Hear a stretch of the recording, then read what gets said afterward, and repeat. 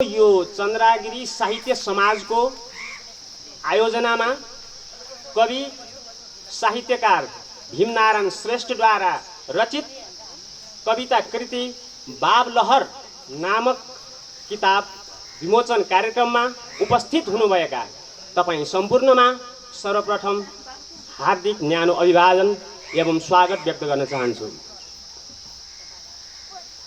आदरणीय आत्मीय मनहरू, हामी आज विशुद्ध साहित्यिक कार्यक्रममा छौं। यस मानेमा आजको यो फेला, आजको यो सभा विशुद्ध बौद्धिक र विशुद्ध प्राज्ञिक हुनेछ र यसको गरिमा त्यही अनुसार हामी कायम गर्न सकौं भन्ने प्रयासमा छौं। यो चन्द्रागिरी नगरपालिका सांस्कृतिक, धार्मिक, ऐतिहासिक हिसाबले अत्यन्त विशिष्ट स्थान हो र यो एक हिसाबले शोणितपुर नगरीका रूपमा पनि परिचित छ। हामीले यस नगरभित्र धेरै पहिलेदेखि साहित्यिक गतिविधिमा लाग्नुभएका आदरणीय अग्रज व्यक्तित्वहरू पाएका छौं र समकालीन समयमा पनि यस चन्द्रागिरी नगरपालिकामा विविध खाले साहित्यिक सांस्कृतिक गतिविधिहरू हुँदै आएको कुरामा हामी सबै अवगत नै छौं।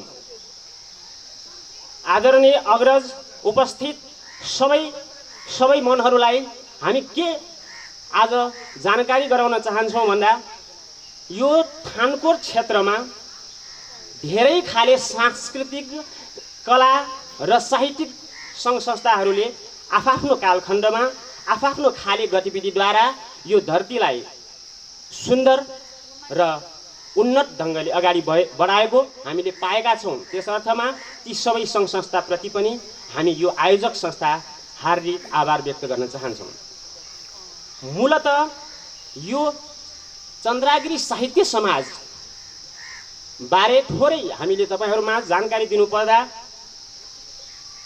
लगभग 2068 सालदेखि चन्द्रागिरी नगरमा उपलब्ध भएका, सम्पर्कमा भएका साहित्यकार मित्रहरू जम्मा भएर कवि गोष्ठी, कोठे कवि गोष्ठीको एउटा अभ्यास थालनी हामीले गर्यौं र यसकै एउटा समुन्नत रूप विस्तारै संगठित र संस्थागत रूपमा यसलाई लानुपर्छ भनिसकेपछि यो चन्द्रागिरी साहित्य समाज गठन भएको छ र यो चन्द्रागिरी साहित्य समाजको पहिलो खुल्ला सार्वजनिक कार्यक्रम पनि भएको हामी जानकारी गराउन पाउँदा अत्यन्त हर्षित छौं। त्यसर्थ आजको यस चन्द्रागिरी साहित्य समाजको पहिलो प्रकाशित कृति एवं हाम्रा अत्यन्त श्रद्धेय दाजु भीमनारायण श्रेष्ठको पनि पहिलो कृति बाबलहर नामक पुस्तकको आजको यो विमोचन असाध्यै एउटा सुन्दर क्षणको रूपमा आएको छ भन्ने हामीलाई लागेको छ र यस अर्थमा पनि आजको यो कार्यक्रममा आयोजकको निमन्त्रणालाई स्वीकार गरेर पाल्नुहुने तपाईं सम्पूर्णमा पुनः एकपटक हार्दिक अभिनन्दन एवं स्वागत गर्दै म कार्यक्रम औपचारिक रूपमा अगाडि बढाउने अनुमति चाहन्छु। आजको यो कार्यक्रम बाबलहर किताब विमोचन कार्यक्रममा सबैभन्दा पहिले म आयोजक संस्था चन्द्रागिरी साहित्य समाजका अध्यक्ष अग्रज सर बारा कलैयाबाट आएर यस शोणितपुर, यस चन्द्रागिरी र यस थानकोटमा आफ्नो योगदानद्वारा साहित्यिक वृत्ति विकासका लागि, साहित्यिक उन्नयनका लागि समर्पित श्रद्धेय सर आजको सभापति मुकुन्द आचार्यज्यूलाई म आजको यस कार्यक्रमको सभापतित्व ग्रहणको लागि हार्दिक अनुरोध गर्न चाहन्छु।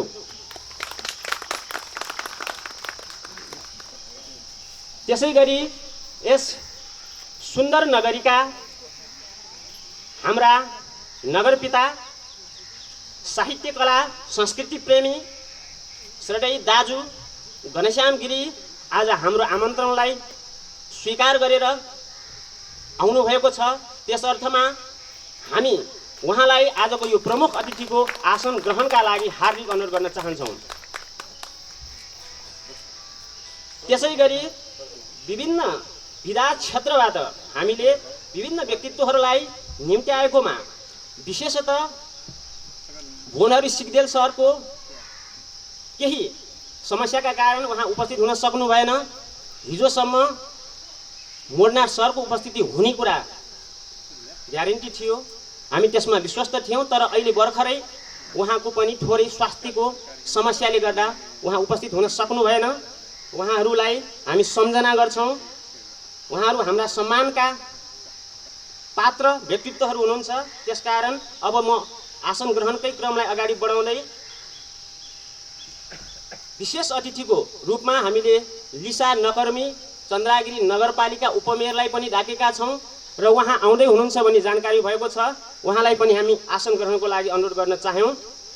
त्यसै गरी विशिष्ट अतिथिको रूपमा यस भेगको जनजाति स्थान परिचय लोकवार्ता कथा कविता र उपन्यासका विविध माध्यमबाट आफ्नो राष्ट्रिय छवि स्थापित गर्न सफल हाम्रा गर्वका पात्र आदरणीय दाजु तेजप्रकाश श्रेष्ठलाई विशिष्ट अतिथिको रूपमा यता आसन ग्रहणको लागि अनुरोध गर्यौँ। त्यसै गरी नाट्यमा जम्मै विधाहरू आउँछ। साहित्यका, कलाका, नाटकका सबै विधा आउँछन्। मुख्यतः सबैलाई लिड गर्छ केले सूक्ष्म ढङ्गले सङ्गीतले गर्छ र आज हामीले यहाँ गर्वका साथ भन्नुपर्छ यस थानको क्षेत्रका सङ्गीत प्रवीण हाम्रा आदरणीय व्यक्तित्व धनबहादुर गोपालीलाई पनि आज हामीले यहाँ विशिष्ट अतिथिको रूपमा डाकेका छौँ र उहाँको आसन ग्रहणको लागि म विशेष अनुरोध गर्न चाहन्छु। त्यसै गरिकन आजको यो सभाको यो कार्यक्रमको नायक भावलहर नामक कृतिका लेखक कवि दाजु भीमनारायण श्रेष्ठलाई पनि म आसनका लागि हार्दिक अनुरोध गर्न चाहन्छु। भीमनारायण श्रेष्ठ भावलहरका लेखक। त्यसै गरी हाम्रो अतिथिलाई आतिथ्यतालाई स्वीकार गरी पाल्नुहुने शिलालेख इतिहास अध्ययन अनुसन्धानकर्ता एवं साहित्यकार रविन्द्र रिजाललाई पनि हामी यताको रोमा उपस्थिति जनाइदिनु हुन आसन ग्रहण गरिदिनु हुन हार्दिक अनुरोध गर्न चाहन्छु। साथसाथै यता आसन ग्रहणमा बसिरहनु हुने व्यक्तित्वहरूलाई खादा एवं ब्याजद्वारा सम्मान गरिदिनु हुन म प्रमिला श्रेष्ठ, अञ्जली श्रेष्ठ, कल्पना श्रेष्ठ, विनिता श्रेष्ठ, निलिसा श्रेष्ठहरूलाई हार्दिक अनुरोध गर्न चाहन्छु। खादा एवं ब्याज वितरण गरिदिनु होला। आसन ग्रहणको क्रम जारी छ। हाम्रो आतिथ्यतालाई स्वीकार गरी आउनुहुने पाल्नुहुने अतिथिहरू वडा नम्बर 4 का अध्यक्ष दाजु कृष्णप्रसाद खड्गी उहाँलाई पनि म आसन ग्रहणको लागि अनुरोध गर्न चाहन्छु। त्यसै गरी दुर्गालाल महर्जन दाजु वडा नम्बर 4 का अध्यक्ष उहाँलाई पनि यता आसन ग्रहणका लागि अनुरोध गर्न चाहन्छु। त्यसै गरी राजेन्द्र केसी वडा नम्बर 1 उहाँलाई पनि आसन ग्रहणका लागि हार्दिक अनुरोध गर्न चाहन्छु। त्यसै गरी वडा नम्बर 7 का शम्भु केसी दाजुलाई पनि यता आसन ग्रहणका लागि अनुरोध गर्न चाहन्छु। त्यसै गरी वडा नम्बर 12 का वडा अध्यक्ष प्रकाश श्रेष्ठज्यूलाई पनि हामी आसन ग्रहणका लागि हार्दिक अनुरोध गर्न चाहन्छौँ।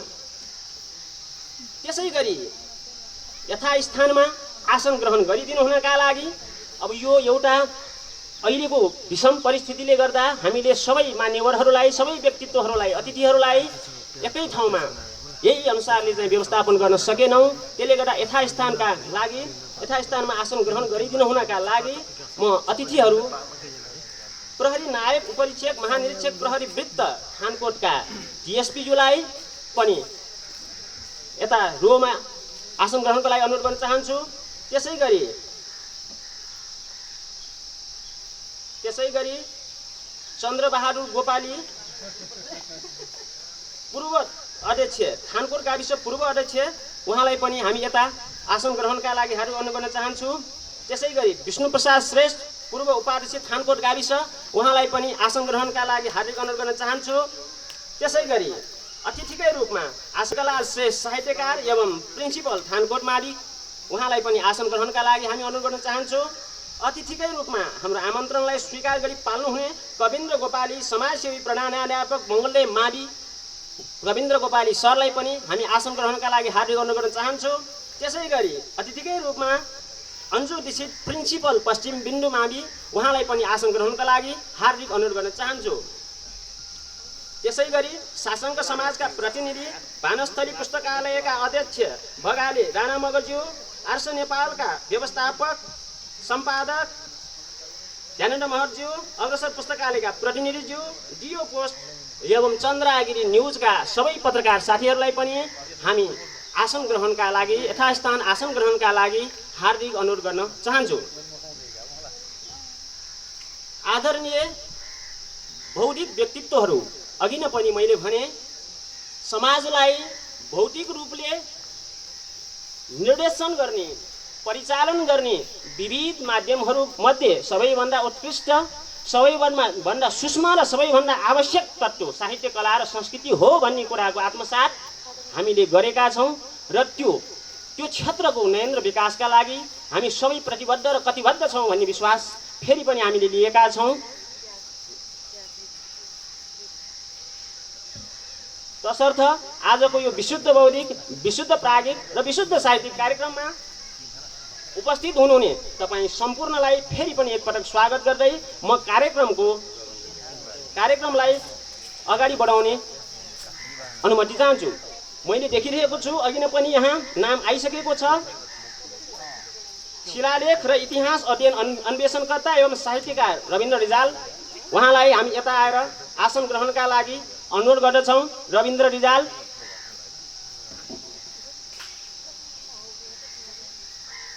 अब हामी विलम्ब नगरी यो सुन्दर बिहानलाई थप सुन्दर बनाउने, थप यसको गरिमा बढाउने अभियान स्वरूप कार्यक्रमलाई अगाडि बढाउँदैछौँ र म आज यो कार्यक्रमलाई हाम्रो आतिथ्यता स्वीकार गरी पाल्नुहुने सबै आमन्त्रित अतिथिवर्गहरूलाई संस्थाको तर्फबाट संस्थाका सचिव राजेन्द्र श्रेष्ठ नेपालीलाई स्वागत मन्तव्यका लागि यहाँ आमन्त्रण गर्दछु। राजेन्द्र श्रेष्ठ नेपाली, स्वागत मन्तव्यको लागि तपाईँ आइदिनु होला।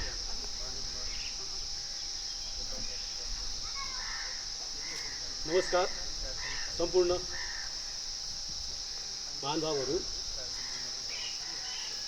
चन्द्रगिरी साहित्य समाज चन्द्रगिरीका अध्यक्ष एवं यस भावलहर पुस्तक विमोचनका सभापति ज्यू, चन्द्रगिरी नगरपालिकाका प्रमुख मेयर घनश्याम गिरिज्यू एवं यस कार्यक्रममा पाल्नुभएका मञ्चासीन एवं मञ्च आसन्न सम्पूर्ण अतिथि महानुभावहरू। साहित्यिक कार्यक्रम त्यसमाथि पनि चन्द्रगिरी साहित्य समाजको पहिलो औपचारिक बाह्य कार्यक्रम। यसमा केही शब्द बोल्न पाउँदा मलाई खुसी लागेको छ। सबै मानिसहरू जन्मैदेखि साहित्यिक मन लिएर आएका हुन्छन्। मात्र यति हुन्छ कि कसैले ती साहित्यिक मनलाई बाह्य रूपमा प्रकट गर्छन् त कोही आन्तरिक रूपमै त्यसलाई आफ्नै मनोरञ्जनका लागि मात्रै प्रयोग गर्छन्। जसले साहित्यिक प्रतिभालाई बाहिर प्रकट गर्छ ती यस जगमा चिरकालसम्म परिचित हुन्छन्। हामीले त्यस्ता व्यक्तिहरूलाई आज सम्झिरहेका छौँ जसले आफ्ना अभिव्यक्तिहरू, आफ्ना भावनाहरूलाई लिखित रूपमा जनसामु प्रस्तुत गरे। त्यस्ता व्यक्तिहरू आज पनि अमर छन्। हामीले त्यस्ता व्यक्तिहरूलाई सम्मान गरिरहेका छौँ। त्यसकारण हरेक मनभित्र रहेको साहित्यिक प्रतिभालाई प्रस्फुटन गर्ने एउटा माध्यम कविता पनि हो। आज हामीले हाम्रा चन्द्रगिरीका कवि साहित्यकार भीमनारायण श्रेष्ठज्यूको भावलहर कविताका माध्यमबाट यति धेरै मान्छेको सामु आफ्ना अभिव्यक्तिहरू दिन पाइरहेका छौँ। कति मानिसहरू आफ्ना हृदयहरूका भावनालाई बाहिर ल्याउँछन् भने कतिले मनभित्रै लुकाउँछन्। यो कुरा मैले पहिला नै भने, हरेक मान्छेसँग प्रतिभा रहेको हुन्छ, तर त्यो प्रतिभालाई बाहिर ल्याउने कि नल्याउने उसको वैयक्तिक कुरा हो। कोही आन्तरिक रूपमै रमाउँछन्, कोही बाह्य रूपमा रमाउन चाहन्छन्। हामी यहाँ बाह्य रूपमा रमाउन चाहने एउटा अभिनव सन्तानका रूपमा भावलहर लिएर आउने भीमनारायण दाइको सपनालाई साकार गर्न यहाँ उभिएका छौँ र उहाँले चन्द्रगिरी साहित्य समाजलाई प्रकाशक राखेर आफ्नो कृति प्रकाशन गर्नको लागि सहमति दिएर संस्थालाई ऋण लगाउनु भएको छ। र संस्थाको बारेमा अलिकति कुरा गर्दाखेरि यो संस्थालाई हामी सीमित साथीहरूले 2068 सालबाट शनिबारीय साहित्य चौतारीको नामबाट सुरु गरेका हौँ र हरेक महिनाको अन्तिम शनिबारलाई हामीले कविता वाचन गर्ने कोठे गोष्ठीको रूपमा सुरु गरेका थियौँ। त्यसमा सदस्यहरू थपिँदै गएका थिए र कोही छुट्दै पनि गएका हुन्। अब हामीले अलिकति चन्द्रगिरी साहित्य समाजलाई थोरै बृहत बनाउनको लागि कम्तीमा पनि चन्द्रगिरी नगरभित्रका साहित्यिक मनहरूलाई समेट्ने प्रयास गर्ने यो कार्यक्रमको एउटा लक्ष्य पनि हो। हामीले यसै कार्यक्रम मार्फत आह्वान पनि गर्न चाहन्छौँ कि यस संस्था मार्फत हामी एकताबद्ध भएर अगाडि बढौँ। मैले अघि नै भने साहित्यसँग रुचि नभएका मान्छे सायदै कमै होलान्, साहित्यसँग रुचि नभएका मान्छे ढुङ्गा सरह हुन्छ भन्ने भाव पनि भेटिन्छ। साहित्यिक कृतिहरू रचना गरेर आफ्ना सृजनाहरू लेखेर आफूलाई अमर बनाउने एउटा माध्यम हो। साहित्य रचना गर्दाखेरि मनभित्र एउटा खुसीको भाव पैदा हुन्छ र त्यो खुसीलाई अझ दोबर खुसी बनाउनको लागि भावकले अर्थात् सरिदयले आहा आहा कति राम्रो वाह वाह भनिदिँदाखेरि धेरै खुसी लाग्छ। आज हामी त्यही वाह वाह गर्नको लागि यहाँ उपस्थित भएका हौँ। कवि भीमनारायण सरले लेख्नु भएको कवितालाई वाह वाह भन्न पाउँदा हामीलाई जति खुसी लागेको छ त्योभन्दा बढी अझ भीमनारायण सरलाई लागेको हुनुपर्छ। यही खुसी बाँड्नको लागि उहाँले यति धेरै ठुलो कार्यक्रम पनि गर्नुभएको हो। उहाँ खटिरहनु भएको छ अस्तिदेखि, हामी पनि त्यसमा हातेमालो गरिरहेका छौँ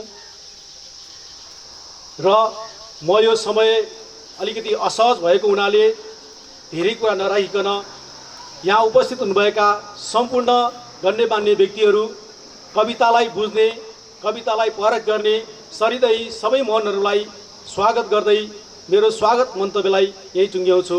हस्, धन्यवाद। धन्यवाद दाजु राजेन्द्र श्रेष्ठ स्वागत मन्तव्यका लागि। मैले पर देखिरहेको छु यस थानकोटका हाम्रा समाजसेवी तीर्थबहादुर लामा, उहाँलाई पनि हामी यता अगाडि आएर बसिदिनु हुन, आसन ग्रहण गरिदिनु हुन हार्दिक अनुरोध गर्न चाहन्छु। त्यसै गरी हाम्रा किशन आले मगर साहित्यकार, उपन्यासकार, उहाँ पनि अलि यता आएर आसन ग्रहण गरिदिनु होला। हाम्रो कार्यक्रम अगाडि बढिसकेको छ, हामी औपचारिक कार्यक्रममा छौँ। यो औपचारिक कार्यक्रमकै सिलसिलामा म राष्ट्रिय गान बजाइदिनु हुन साथी भाइलाई अनुरोध गर्न चाहे। राष्ट्रिय गान हामी सबै उभिएर राष्ट्रिय गान गाउँ।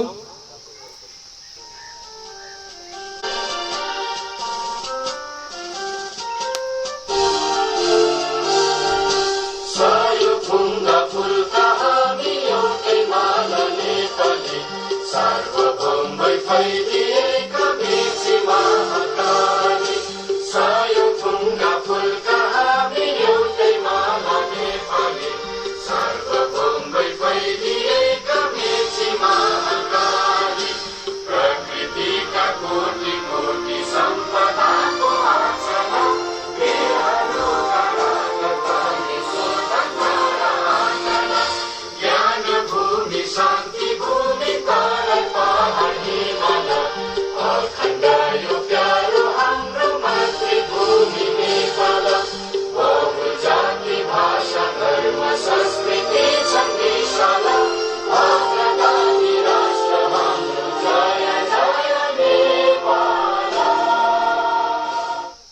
धन्यवाद।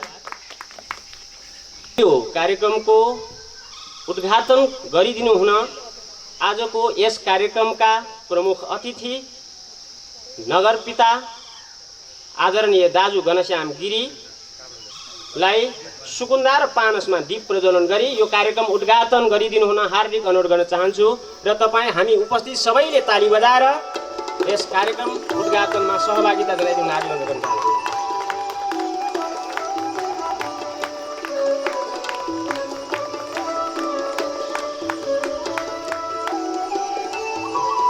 धन्यवाद।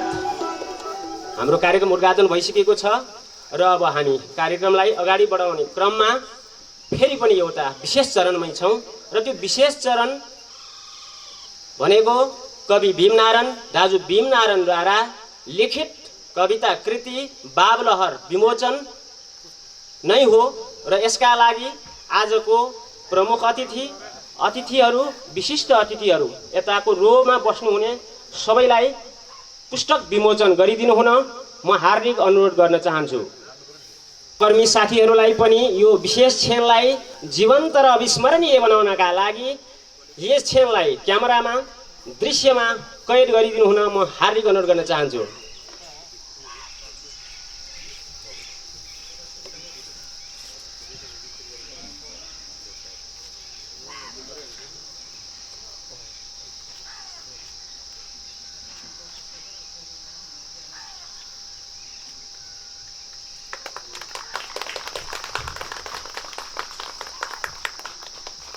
आजको यो पुस्तक विमोचन कार्यक्रम सञ्चालनमा छ र भर्खरै हाम्रो यो भावलहर नामक कविता कृति यो चन्द्रागिरीले पाएको छ, एउटा कवि ठानकोटले पाएको छ र नेपाली साहित्यको महलमा एउटा थप इँटा एउटा थप भएको छ।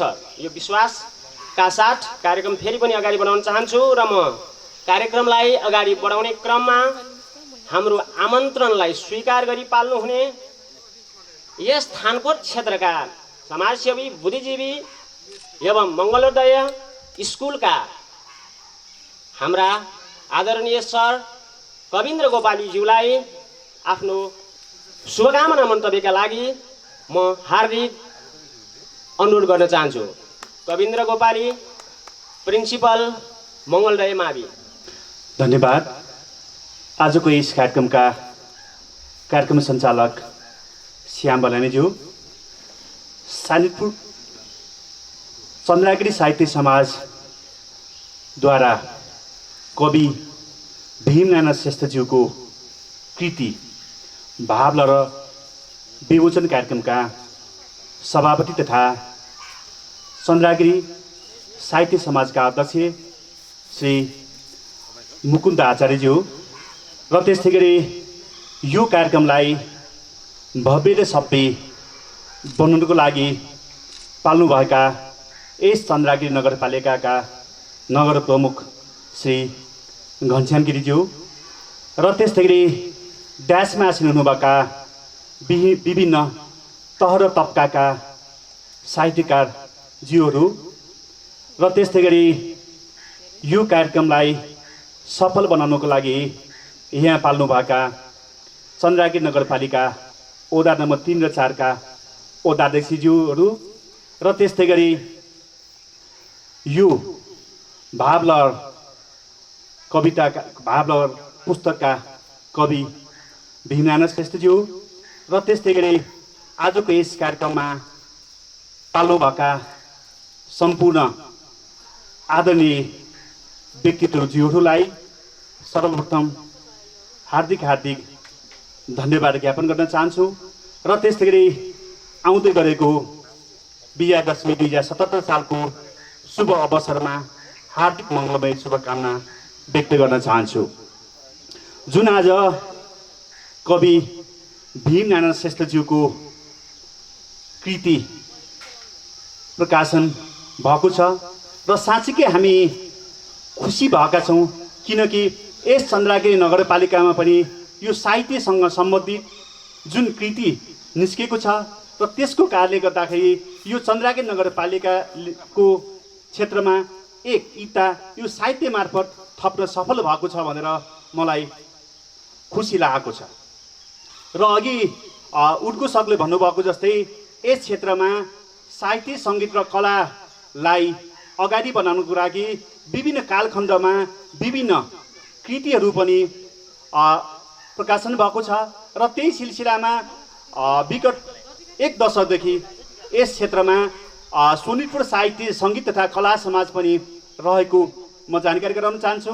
र त्यही सिलसिलामा जुन आज यस कवि को जुन कृति विमोचन भएको थियो र त्यस पुस्तकका लेखक भीमनारायण श्रेष्ठ त्यस सोनितपुर साहित्य सङ्गीत तथा कला समाजको उहाँ अध्यक्ष पनि हुनुहुन्छ र सोनितपुर साहित्य सङ्गीत तथा कला समाजको मार्फत पनि हामीले धेरै सोनितपुर शासनको नामक हामीले जुन कृतिहरू पनि हामी तपाईँहरूको माझ निकाल्न हामी सक्षम भएका थियौँ।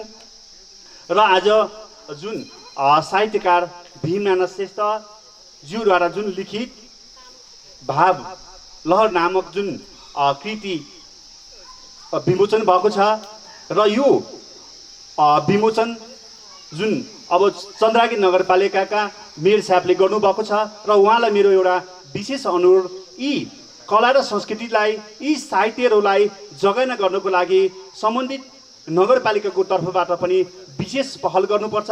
किनभने यो साँच्चीकै एउटा चाहिँ बौद्धिक जमातहरूको एउटा समूह हो, यो तार्किक गर्न सक्ने व्यक्तिहरूको समूह हो र जसले गर्दाखेरि यो क्षेत्रमा रहेका विभिन्न कला संस्कृति र साहित्यहरूलाई जगेर्ना गर्नको लागि यस चन्द्रागिरी साहित्य समाजले गर्न सकोस् भनेर पनि म अग्रिम शुभकामना व्यक्त गर्न चाहन्छु। र अन्तमा जुन आज साहित्यकार भीमनारायण श्रेष्ठज्यूद्वारा लिखित यो भावलहर पुस्तक विमोचन भएको छ र उहाँले यो पहिलो उहाँको कृति रहेको छ र यस्ता कृतिहरू पछि पनि आफ्नो तर्फबाट लेखी र विमोचन गर्न सकोस् र उहाँले जुन लक्ष्य र सोच बनाउनु भएको छ यस चन्द्रागिरी साहित्य समाजलाई अगाडि बढाउनको लागि जुन उहाँहरूले सोच बनाउनु भएको छ र ती सम्पूर्ण सोचहरूलाई सफल रूपमा प्राप्त गर्न सकोस् भनेर शुभकामना व्यक्त गर्दै मेरो सानो भनाइ यही टुङ्गिन चाहन्छु। हस्त धन्यवाद। हार्दिक आभार एवं धन्यवाद कविन्द्र सर। हाम्रो आमन्त्रणलाई स्वीकार गरी आउनुहुने पाल्नुहुने वडा अध्यक्षहरू सबैलाई म पुनः एकपटक हार्दिक आभार व्यक्त गर्न चाहन्छु र वडा अध्यक्षज्यूहरूको प्रतिनिधित्व गर्दै आजको यो हाम्रो पुस्तक विमोचन कार्यक्रमलाई शुभकामना मन्तव्य दिइदिनु हुन यसै चन्द्रागिरी नगरपालिका वडा नम्बर 4 का वडा अध्यक्ष कृष्ण प्रसाद खड्कीज्यूलाई म हार्दिक अनुरोध गर्न चाहन्छु। धन्यवाद भाइ। यस पुस्तक विमोचन एवं बडा दशैं शुभ दीपावली नेपाल सम्वत 1111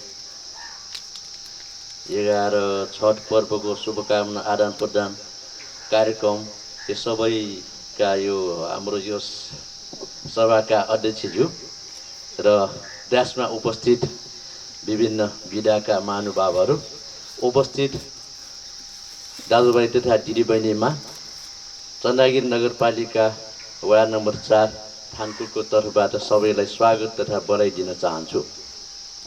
आजको यस कार्यक्रममा उपस्थित भएर केही कुरा राख्नु पाउँदा ज्यादै खुसी लागेको छ र यस भावलहर पुस्तकको विमोचना गर्नुभएकोमा आदरणीय हाम्रो दाजुलाई धेरै धेरै धन्यवाद पनि दिन चाहन्छु।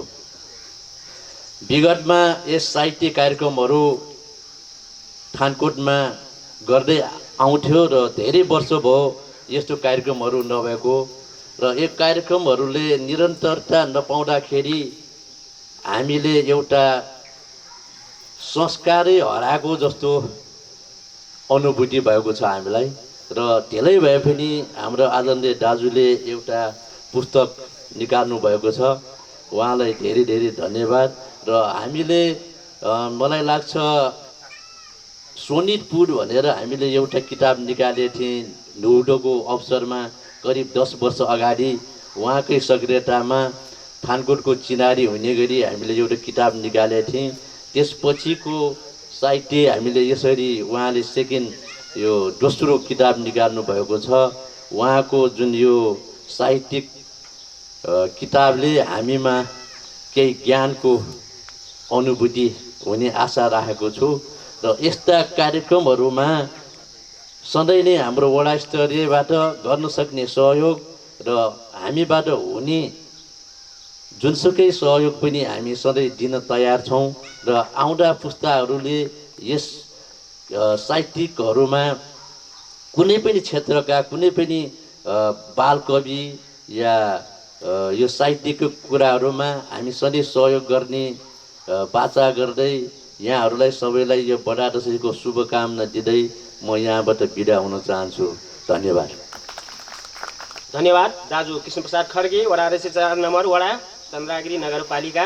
उहाँले हाम्रो यो संस्था जो यही वडामा छ, यो संस्थाका हरेक गतिविधिलाई, हरेक कार्यलाई वडाको तर्फबाट र उहाँको व्यक्तिगत तर्फबाट आउने भविष्यमा सक्दो सहयोग गर्ने प्रतिबद्धता पनि व्यक्त गर्नुभयो। त्यसको लागि हार्दिक आभार व्यक्त गर्न चाहन्छु कृष्णप्रसाद दाजुप्रति। त्यसै गरी कार्यक्रमलाई अगाडि बढाउने क्रममा आजको यो कार्यक्रमको विशेष क्षणमा हामी आइपुगेका छौँ। विशेष क्षण यस मानेमा कि आज हामी बाबलहर नामक कृति, कविता कृति विमोचन कार्यक्रममा छौँ। बाबलहर कविता कृतिभित्र कस्ता खालका कविताहरू छन् त? तिनले प्रेमलाई, जीवनलाई, समाजलाई, राष्ट्रलाई या मानव सभ्यतालाई कविता मार्फत कसरी बोलेको छ त? समग्रमा कविता कृति बाबलहर भित्र के कस्ता प्रवृत्ति, कला, विचार र चेतना सहितका कविताहरू छन् त भन्ने मीमांसा गरिदिनु हुन र यो बाबलहर कविता कृतिमाथि थोरै समालोचकीय र थोरै यस पुस्तक भित्रका कविताहरूबारे आफ्ना धारणाहरू राखिदिनु हुन म यस क्षेत्रका श्रद्धेय दाजु साहित्यकार तेजप्रकाश श्रेष्ठज्यूलाई हार्दिक अनुरोध गर्न चाहन्छु। नमस्कार। बिना हतियार पनि विश्वमा युद्ध चर्किरहेछ। बिना हतियार पनि विश्वमा युद्ध चर्किरहेछ। जताततै हाहाकार मचिएको छ कोरोना भाइरस। सङ्क्रमणले आज आकाश पाताल ढपक्क ढकेको छ। कवि श्रेष्ठ, आज यस्तो संवेदनशील समय पनि हामी जुटेका छौँ। किनभनेदेखि भीमनारायण श्रेष्ठ कविज्यूको यो भाव लहरीमा हामी लहरिँदै छौँ। यस अर्थमा यो दिन आजको लागि हाम्रो लागि धेरै सुखद अनुभूति हुन भएको छ। र सर्वप्रथम म भाव विभोरका कवि भीमनारायण श्रेष्ठज्यूलाई बधाई दिन चाहन्छु र फेरि पनि यस्तै प्रगति भइरहोस् भन्ने कामना पनि गर्न चाहन्छु। र यस थानकोट सुन्दर नगरीमा यसरी कवि, कलाकार, चित्रकारहरूको उपस्थितिले धेरै जम्झाएको छ। जस्तै यस क्षेत्रमा सबभन्दा पहिले साहित्यिक जागरण सुरु भएको 2008 साल 10 सालदेखि नै हो। तर बीचमा धेरैहरू बाधा अडचनहरू पर्न आएकोले यसमा कहिलेकाहीँ विभिन्न क्षेत्रसम्म समयमा मात्र यो साहित्यिक माहौलहरू जम्न थालेको छ। र यस अर्थमा यस धेरै पछि 8-10 सालपछि धेरै पछि 62 सालमा आएर शोणितपुर साहित्य, सङ्गीत तथा कला समाजको निर्माण भएर त्यसले केही वर्ष राम्रोसँग साहित्यिक माहौल तयार गरेको थियो र पछि बिचमा त्यो नियमित हुन सकेन। त्यसपछि शोणितपुर कोठे कवि गोष्ठीको आयोजना भयो। त्यसपछि र त्यो पनि केही समय नियमित भएर रोकिने गयो र त्यसैको विकसित रूप आजको यो चन्द्रागिरी साहित्य समाज हो। यस समाजले आफ्नो सुरुकै कालमा एउटा नयाँ राम्रो कृति प्रकाशित गर्न सक्षम भएको छ। र कवि भीमनारायण श्रेष्ठको यस भावलहरीमा विभिन्न खालका कविताहरू छन्। यसमा जम्मा 44वटा कविता सङ्ग्रहित छन्। त्यसमध्ये 8वटा नेपाल भाषामा लेखिएका छन्। यो नेपाल भाषामा लेखिएको कविताले उहाँको मातृभाषाप्रतिको प्रेम पनि दर्शाएको छ। र यसरी यस भाव लहरमा विभिन्न भावहरू जस्तै प्रेममय जीवन र देशमा फैलिएका विसङ्गतिहरू यस्ता किसिमका विभिन्न किसिमका भावहरू यसमा लहरिन गएका छन्। जस्तै उहाँका केही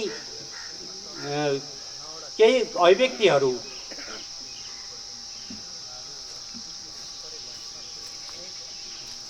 जस्तै सुन फल्ने उर्वरा भूमि पनि अग्ला बाँध बाँधी जलाशय परिदिन्छन् मेरो देशका नामर्द नायकेहरू मुखमा दही जमाएर बस्छन्, केही बोल्न सक्दैनन् किनकि नायकेहरू नै भुतिहारा छन् र त मेरो देश बिरामी छ। यसमा उहाँको देशप्रेमप्रति देशमा भएको जुन नालायकपन छ तिनमा उनले व्यङ्ग समेत कस्न भ्याएका छन्।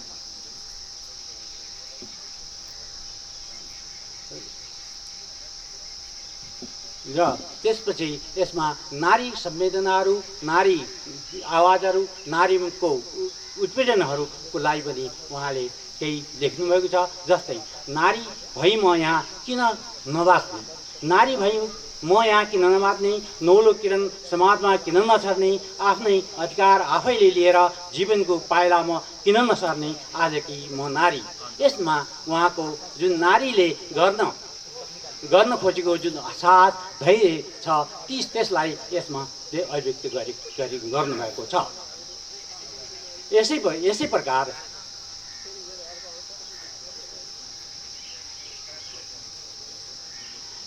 प्रकार देशप्रति नै समर्पित उहाँको अर्को एउटा कविता छ, मेरो देशको लाल प्रजापति। त्यसमा उहाँले लेख्नुभएको छ, दायाँतिरका सन्धियात सजिलै मिल्छन्, दिन दहाडी न्यु खोज्न आउँछन्, बायाँतिरका पनि कमताका छैनन्, लिपुलेखको निधार ठाडै काट्छन्, भन्ज्याङ सुटुक्क आफ्नै पार्छन्, अन्त पनि सहजै निल्न खोज्छन्, धन्य सेतो अग्लो कान्ला देख्छन्, सहजै नाग्ने आँट गर्दैनन्, स्वर्ण लिपिको यो लाल पूर्जा खोसाखोस तानातान आज जुदा हुने त होइन। यस प्रकार उहाँको देश प्रेमप्रतिको चिन्ता पनि व्यक्त भएका छन्।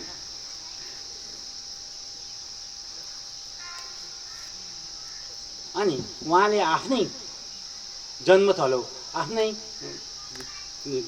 रूपमा नेपाल भाषामा उहाँले लेख्नुभएको छ, गोङ्गो चो डाँडा क्वेस दह ती डाँडाया न्यनेस सो निगय दुधी नाजा थोपा देय गुली झन्झन था। अर्थात् भालेश्वर डाँडाको तल दचोक डाँडाको सामु काठमाडौँ उपत्यकाको प्रख्यात थानको कति राम्रो छ। यसरी उहाँले आफ्नो जन्मथलोलाई पनि यसरी प्रशंसा गर्नुभएको छ। यसरी उहाँले विभिन्न विधामा विभिन्न किसिमका विभिन्न भावनाहरू यस पुस्तकमा लेख्नु भएको छ। र यसै सन्दर्भलाई म यस साहित्य समाजका अध्यक्ष मुकुन्द आचार्यज्यूले अभिव्यक्त गर्नुभएको एउटा छोटो भनाइ पनि यहाँ उद्धृत गर्न चाहन्छु। कविताहरूमा प्रकृति वर्णन, भौगोलिक वर्णन र ऐतिहासिक सांस्कृतिक एवं संस्कृति वर्णनतिर लसिएका पाइन्छ। कतिपय ठाउँमा कवि व्यङ्ग, विद्रोह, रिस र व्यवस्था देखाउनुहुन्छ भने कतिपय ठाउँमा कविले उपदेशको भूमिका पनि निर्वाह गर्नुभएको छ। अनेक कविता प्रतीकात्मक पाराका रचिएका छन्। यसरी उहाँको जुन कविताहरू छ यसमा मुकुन्द आचार्यज्यूले पनि धेरै कुराहरू भन्नुभएको छ। यस प्रकार यस कृतिमा मैले पनि भूमिका लेखेको छु र यसभित्र रहेका विभिन्न भाव लहरीहरूलाई अलिअलि केलाउने चेष्टा पनि गरेको छु, जुन यहाँ टङ्कन गरिएका छन्। त्यसैले भाव लहर किताबको अध्ययन गरेर यहाँ पाठक वर्गहरूले पनि यसमा विभिन्न सोच विचार गर्न हुनेछ भन्ने विश्वास लिएको छु। यसरी आजको यस भाव लहर पुस्तक विमोचन अर्थात् घुम्ती खोली कार्यक्रममा मलाई यस किसिमको समीक्षात्मक वक्तव्य दिने जुन आग्रह गर्नुभएको छ त्यसलाई म यस समाजप्रति धेरै धेरै आभारी छु र भाव विवरका कवि भीमनारायण श्रेष्ठज्यूलाई म धेरै धेरै बधाई तथा उत्तरोत्तर प्रगतिको कामना साथै आजको यस सभाको लागि म बिदा चाहन्छु। नमस्ते। धन्यवाद। आदरणीय व्यक्तित्व, यस क्षेत्रका हाम्रा गौरवका धरोहर साहित्यकार, वरिष्ठ साहित्यकार तेजप्रकाश श्रेष्ठ ज्यूप्रति उहाँले यस कविता कृतिभित्रका विभिन्न आयामका, विभिन्न वाङ्कीका, विभिन्न खाले कविता वृत्तिका बारे केही कुरा यहाँ हामीलाई राखिदिनुभयो। त्यसको निमित्त हार्दिक आभार व्यक्त गर्न चाहन्छु आयोजकको तर्फबाट। त्यसै गरी कार्यक्रम अगाडि बढाउने क्रममा म हाम्रो आजको यो कार्यक्रममा हाम्रो आमन्त्रणलाई स्वीकार गरी पाल्नुहुने ऐतिहासिक दृष्टिकोणमा चन्द्रगिरी नगरमा साहित्य र साहित्यकार सम्बन्धी मन्तव्यका लागि इतिहास अन्वेषणकर्ता दाजु रविन्द्र रिजाललाई म आफ्नो मन्तव्यको लागि हार्दिक अनुरोध गर्न चाहन्छु। धन्यवाद कार्यक्रम सञ्चालकज्यू। घाम र पानी, दिन र रात, प्रकृति मनको। घाम र पानी, दिन र रात, प्रकृति मनको। तत्त्वको चुरो बुझेमा कुरो, सन्तुष्टि तनको। तत्त्वको चुरो बुझेमा कुरो, सन्तुष्टि तनको। कविका लक्ष्य देशका पछे, सिताटी सहर।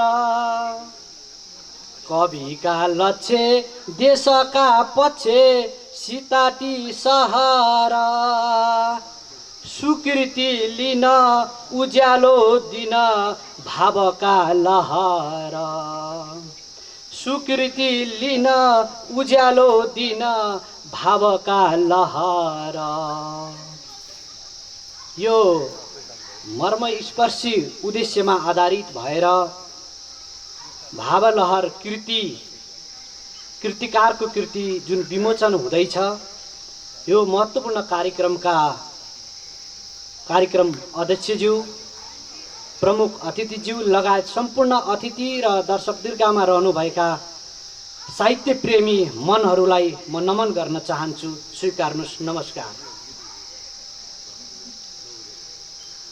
मलाई कवि मौन आवाज अर्थात् सञ्चालकज्यूले चन्द्रगिरीको साहित्यिक विशेषता ऐतिहासिक ढङ्गबाट राखिदिनु पर्यो भन्ने उद्देश्यले बोलाउनु भएको हुनाले अलि म त्यही कोणबाट मेरो विषयवस्तुलाई राख्न चाहन्छु।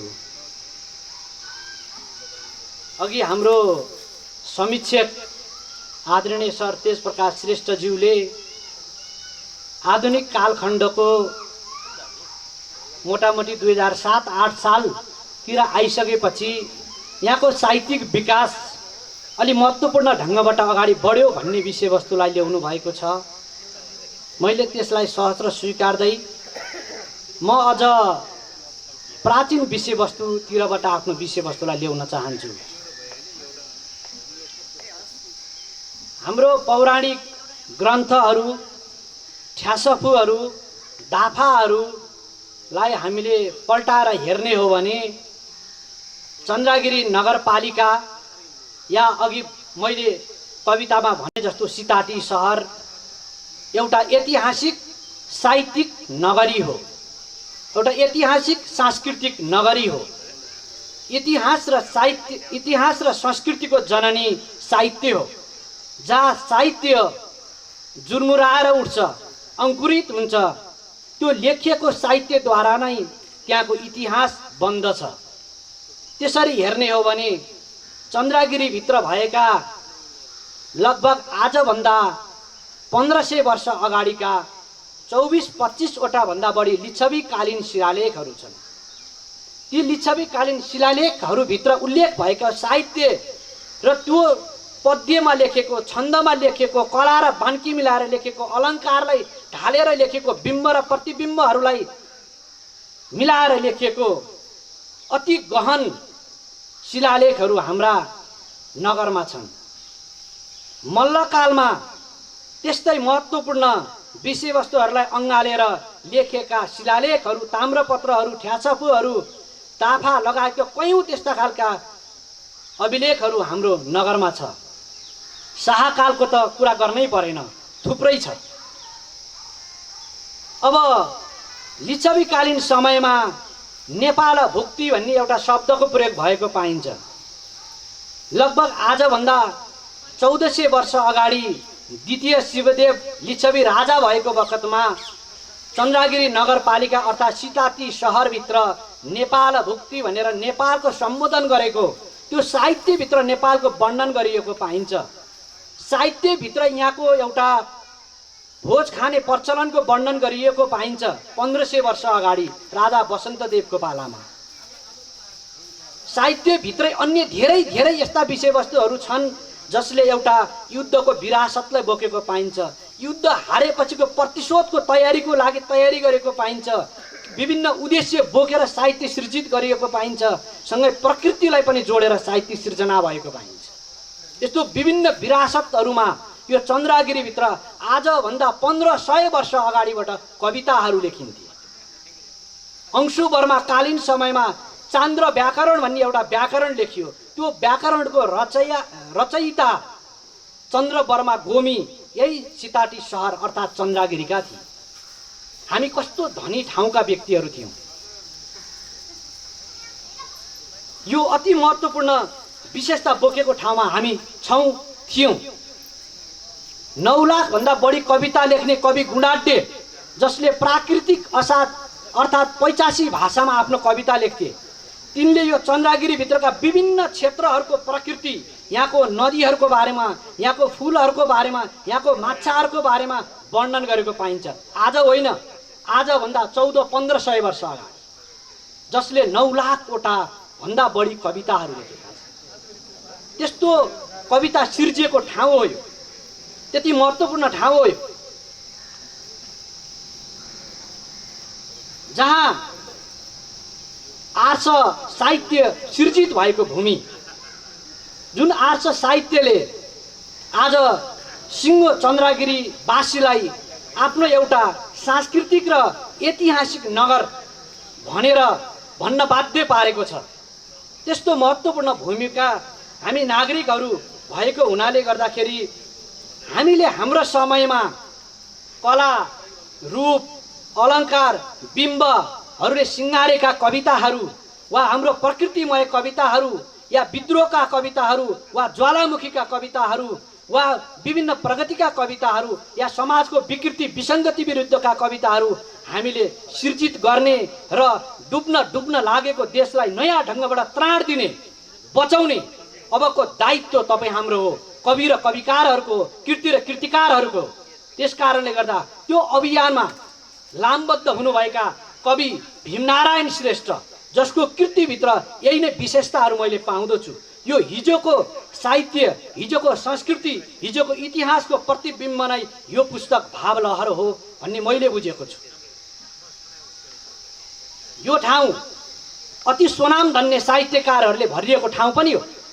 हामीलाई अचम्म लाग्छ, सोमनाथ सिग्देल जसलाई नेपालीले कमै चिने, तर नेपालभन्दा बाहिर गइसकेपछि, मुख्यतः भारत लगायतको क्षेत्रमा सोमनाथ सिग्देल गएपछि भारतका साहित्यकारहरू सोमनाथ सिग्देलको पाउमा साष्टाङ्ग दण्डवत गर्नको लागि लम्पसार हुन्थे। त्यस्तो अद्भुत पात्र जसले पाणिनि पछिको दोस्रो पाणिनि व्याकरणको सिर्जना गर्न सम्भव ठान्नुभयो, त्यसभित्रको विकृति, त्यसभित्रको नपुगेको अपुगएको विषयवस्तुलाई बाहिर ल्याउन सफल हुनुभयो। त्यस्तो मूर्धन्य साहित्यकार सोमनाथ सिग्देलको गाउँ हो यो।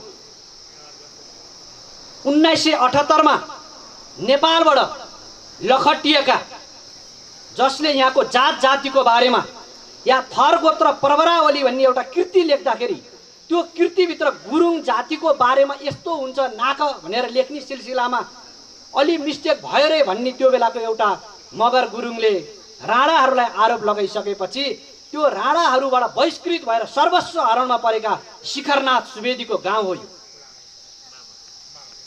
जसका कृतिहरू आज प्रत्येकको घर घरभित्र सङ्ग्रहित छ। आज हरेक कार्यक्रम हुँदाखेरि शिखरनाथका ती कृतिहरूको बारेमा प्रवचन हुन्छ। हाम्रो जातको पछाडि, हाम्रो थरको पछाडि, हाम्रो यो भेला हुनुको पछाडिको रहस्य त्यो कृतिभित्र उद्घाटित भएको हामी पाउँछौँ, जो लामो समयसम्म बनारसमा गएर बस्न बाध्य हुनु पर्यो।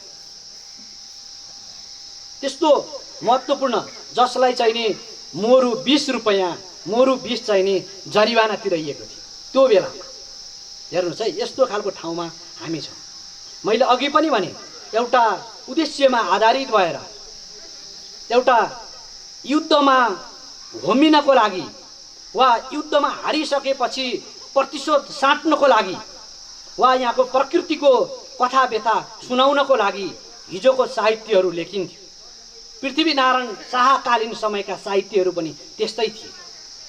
मैले आज भन्नुपर्छ, पृथ्वीनारायण शाहकालीन समयको साहित्य सिर्जना हुँदै गर्दा पृथ्वीनारायण शाह हाम्रै चन्द्रागिरीको डाँडो नजिक आइपुग्नुभयो। त्यो आइपुग्ने डाँडो अहिलेको गङ्गचु अर्थात् हामीले भन्दै आएको भालेश्वर होइन, तर इतिहास पनि बङ्गिँदो रहेछ, साहित्य पनि बङ्गिँदो रहेछ, संस्कृति पनि बङ्गिँदो रहेछ पैसा भएपछि। अहिलेको इतिहास, अहिलेको साहित्य पैसाद्वारा बङ्गेर लेखिन थालेको छ। त्यसप्रति कविको झोक पनि मैले देखेको छु। 1 वर्ष अगाडि कवि भीमनारायण श्रेष्ठकै नेतृत्वमा साहित्यकारहरूको एउटा टोली त्यही माथि डाँडामा गएर कविता वाचन गरेका थियो। त्यसकै झोकको रूपमा, त्यसकै प्रतीकात्मकको रूपमा, त्यसको विरुद्धको रूपमा इतिहास सही लेखियोस्, संस्कृति सही लेखियोस्, इतिहासलाई नबङ्गाइयोस् भन्ने खबरदारी रूपमा त्यो एउटा कार्यक्रम पनि भएको थियो। वास्तवमा पृथ्वीनारायण शाह झन्नै अहिलेको गङ्गचुभन्दा 2 किलोमिटर यतापट्टिको नाकाबाट आएका थिए। त्यसको लिखित दस्तावेजहरू छन्। लिखित दस्तावेज हुँदाहुँदै पृथ्वीनारायण यतैबाट आएका हुन्, यहीँ बसेका हुन्, यहीँबाट काठमाडौँ हेरेका हुन् भनेर जसरी साहित्य सृजनाहरू भए, त्यसले कालान्तरमा चन्द्रगिरीलाई गडबड मचाउँछ। त्यसकारणले त्यसप्रति हामी सचेत हुन जरुरी छ भन्ने पनि मलाई लाग्छ। त्यो विषयमा पनि हामीले सोच्नुपर्ने जस्तो चाहिँ मलाई लाग्छ। मुख्य गरेर अहिले साहित्य अलिकति बङ्गाएर हैन, यो प्रकृतिलाई भन्दा पनि प्रकृतिको विरुद्धमा गएर आउन थालेको पाइन्छ। हिजोका साहित्यहरू हजारौं वर्ष पुरानो हुँदाखेरि पनि कालजयी छन्, जुन आध्यात्मिक ज्ञानको सिर्जनामा अहिले पनि प्रसारित हुन्छ, विभिन्न ठाउँमा सुनाइन्छ। हामी त्यसप्रति नै मोहित छौँ। तर अहिलेको साहित्य कसैको पैसामा, हेर्नु होला अहिले नेपालको नाम चलेको, मैले यो कार्यक्रममा भन्न मिल्छ मिल्दैन मलाई थाहा छैन, तर यहाँ मेरो अगाडि मूर्धन्य साहित्यकारहरू हुनुहुन्छ, हाम्रो नगरको नगरपिता हुनुहुन्छ, मैले भन्नुपर्छ। हाम्रो सङ्गीत प्रवीणज्यू हुनुहुन्छ, मैले त्यस कारणले पनि भन्नुपर्छ जस्तो मलाई लाग्छ।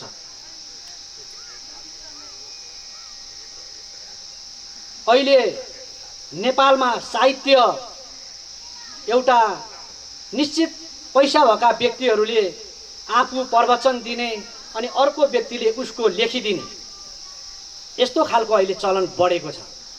या त विदेशी कसैले पैसा दिने त यति वर्षसम्म फलानु ठाउँमा बसेस्, त्यहाँको बारेको इतिहास, त्यहाँको बारेमा सांस्कृतिक वैभव, त्यहाँको प्राकृतिक वैभव, त्यहाँको जनमानस के हो त्यसलाई अलिकति ट्विस्ट गरेर अलिकति बङ्गाएर साहित्य लेखियोस् भनेर अर्काको पैसामा साहित्य लेखिने प्रचलन व्यापक भएको छ अहिले नेपालभित्र। यो विकृतिको विरुद्धमा चन्द्रगिरी साहित्यिक समाजले एउटा नयाँ अभ्यासको थालनी गरेर मात्र चन्द्रगिरीको मात्र होइन, थानकोटको मात्र होइन, सिङ्गो राष्ट्रको शानलाई नै अगाडि बढाउने एउटा नयाँ अदम्य साहस गरेको छ। म त्यसको लागि शिर झुकाएर नमन गर्न चाहन्छु। यो उहाँहरूले सिर्जित गर्नुभएको यो विरासतलाई, हिजो हाम्रा पुर्खाहरूले सिर्जित गर्नुभएको त्यो विरासतलाई र अब हामीले पनि त्यसलाई अङ्कमाल गर्दै आउने पिँढीहरूलाई सिकाउनु त्यो तपाईँ हाम्रो दायित्व हो भन्ने मलाई लाग्छ। र त्यसकै लागि साहित्य कोरिन्छ, साहित्य दिनको लागि लेखिन्छ, साहित्यले एउटा नयाँ समाजको सिर्जना गर्छ। त्यसो भएको हुनाले गर्दा फरक ढङ्गबाट साहित्य लेखिनुपर्छ भन्ने मलाई लागेको छ। र यो चन्द्रगिरीभित्र यस्तो विशेषता बोकेका हिजोदेखिको ऐतिहासिक साहित्यिक विरासत भएको भूमि भएको हुनाले गर्दा हामीले यो विरासतलाई जोगाउनु, कयौँ व्यक्तिहरूलाई यो कुरो थाहा पनि छैन, यसलाई जोगाउनु तपाईँ हाम्रो दायित्व र तपाईँ हाम्रो कर्तव्य पनि हो भन्ने मलाई लाग्दछ। र अन्तिममा म यहाँबाट हट्दै गर्दा म के भन्न चाहन्छु भने अहिले चारैतिर डोजर लागेको पाइन्छ, प्रकृतिलाई कोतरिरहेको पाइन्छ, बोकरिरहेको पाइन्छ, हुडलिरहेको पाइन्छ। तपाईँ दचोक हेर्नुहोस् त्यस्तै देखिन्छ। यहीँ घर पछाडिको यताको भुल्को हेर्नुहोस्, कुन दिन पहिरो आएर कति बग्छ थाहा छैन, त्यस्तै तयारी हुँदैछ। यता पारीतिरको बस्ती हेर्नुहोस् त्यस्तै हुँदैछ। यही विषयलाई समेटेर मैले एउटा प्रकृति नामक कविता सिर्जित गरेको छु, जुन कविता मैले केही दिन अगाडि 3018 मिटर अग्लो बागमती प्रदेशकै सबैभन्दा अग्लो हाइट बेथान चोक स्मृति नारायण थानमा मैले सुनाएको थिएँ। म त्यो कविता सुनाएर म बिदा हुन चाहन्छु। प्रकृति, मनुष्य तिमी थुक, मनुष्य तिमी थुक छेर अङ्ग छेदन गर। प्रकृति बोल्दैन तर गरिरहन्छ। मनुष्य तिमी बोकर चिथो र आभा मण्डललाई तोड। प्रकृति बोल्दैन तर गरिरहन्छ। मनुष्य तिमी भत्काऊ हुडल, सम्मोलाई चुली बनाऊ, चुलीलाई सम्मो बनाऊ। प्रकृति फिटिक्कै बोल्दै बोल्दैन तर गरिरहन्छ। तिम्रा बाधहरू प्रकृतिकै उपज हुन्, तिम्रा बाधहरू प्रकृतिकै उपज हुन्, तिम्रा थाङ्ने नाराहरू प्रकृतिकै उपज हुन्, तिम्रा माग्ने नाराहरू प्रकृतिकै उपज हुन्। बुझ मनुष्य तिमी बुझ, तिम्रो श्वास प्रकृति